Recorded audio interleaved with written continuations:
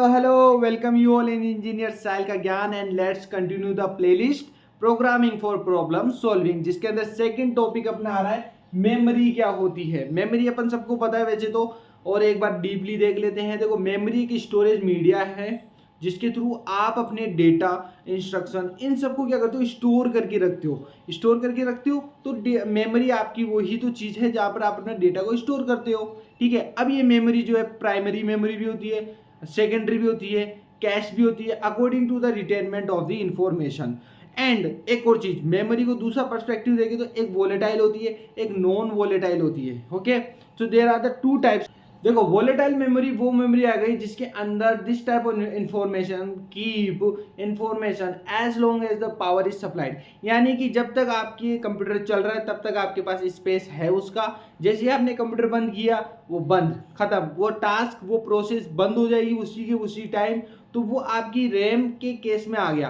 RAM में से ही होता है, एक बार आपने स्पेस फ्री करा, रैम हट गई, गेम खेल रहे हो, बहुत सारी रैम कंज्यूम हो रही है, 5 GB 6 GB 7 GB, आपने जैसे टास्क हटाया, गेम बंद किया, रैम फ्री हो गई। तो वो आपका वोलेटाइल के अंदर आता है। ठीक है, परमानेंट नहीं होती है, टेम्पररी होती है, इस चीज का ध्यान रखना। Non volatile is storage memory अपन बोल सकते हैं, जिसके अंदर आप डेटा एक्चुअली स्टोर करके रखते हो। परमानेंट है, पावर सप्लाई भी बंद हो जाए, आप मोबाइल बंद कर दो एंड दोबारा रिस्टार्ट करो, स्टिल आपके पास वो स्पेस रहेगा जो आपने स्टोर किया था। So that comes into the non volatile. इसी बिहाफ पर अपने पास बेसिकली 3 मेमोरी होती है, primary, secondary and cash.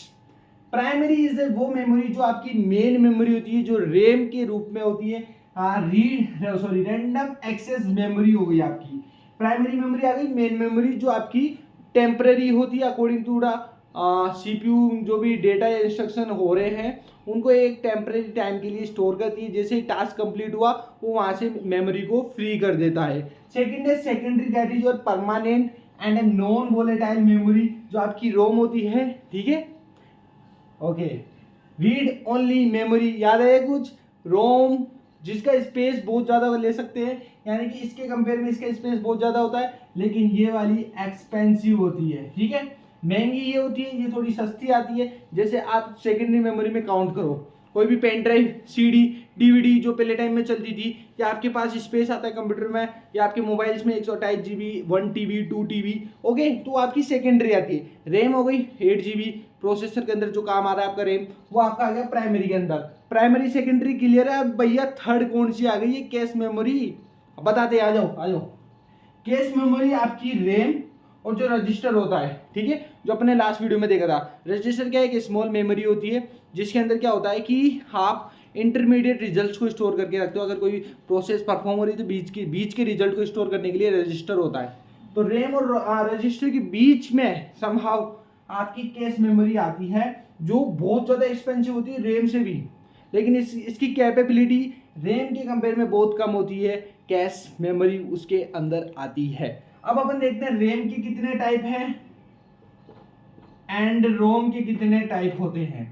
Okay, सबसे पहले अपन देखते हैं रैम, फिर देखेंगे रोम। तो रैम के ऊपर फोकस करना। रैम इज ए रीड नहीं, RAM is a random access memory which is your not a permanent memory. सबसे पहले समझो, बट आप रीड और राइट दोनों के ऑप्शन कर सकते हो। उसके अंदर रीड कर लो फिर राइट कर लो, but this is not a permanent.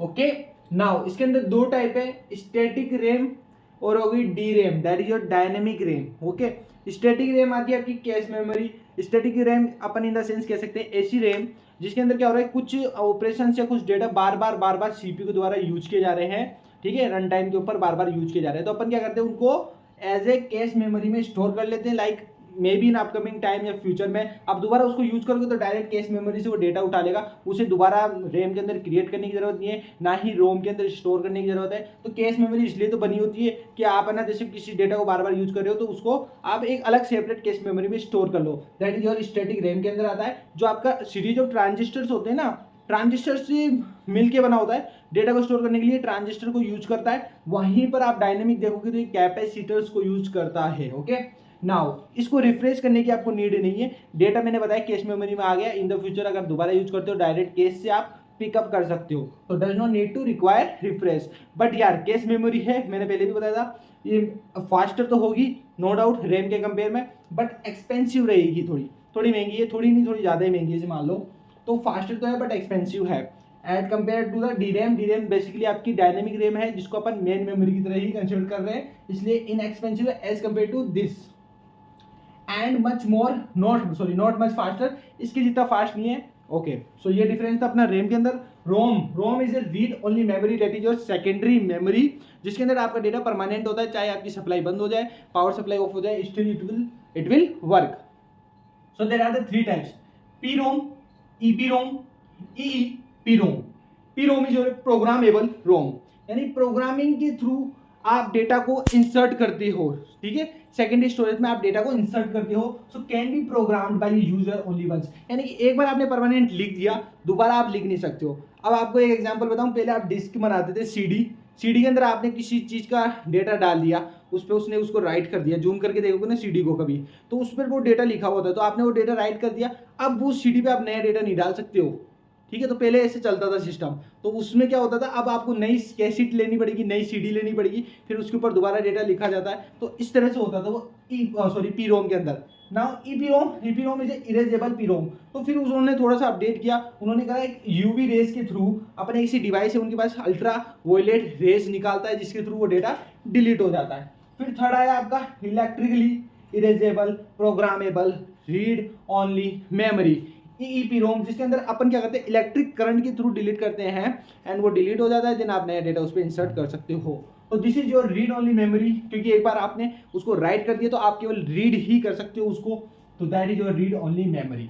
सो ये था अपना रोम, ये था रैम था। तो हमने सब कुछ देख लिया इस वीडियो के अंदर, मेमोरी देख ली, एवरीथिंग। होपफुली आपको मजा आया तो क्या करने का, वीडियो को लाइक करने का, चैनल को सब्सक्राइब करने का, दोस्तों के साथ जरूर शेयर करो, because we guys are working very hard only for you.